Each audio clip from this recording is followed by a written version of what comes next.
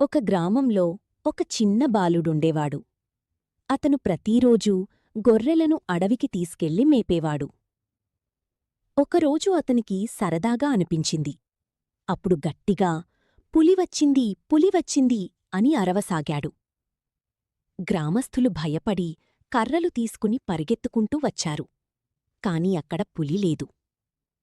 బాలుడు నవ్వుతూ నేను సరదాగా చెప్పాను అన్నాడు. కొన్ని రోజుల తర్వాత మళ్ళీ అదే పని చేశాడు. మళ్ళీ గ్రామస్థులు వచ్చారు. ఈసారి కూడా పులిలేదు. అందరూ కోపంగా వెళ్ళిపోయారు. ఒకరోజు నిజంగానే పెద్ద పులి వచ్చింది.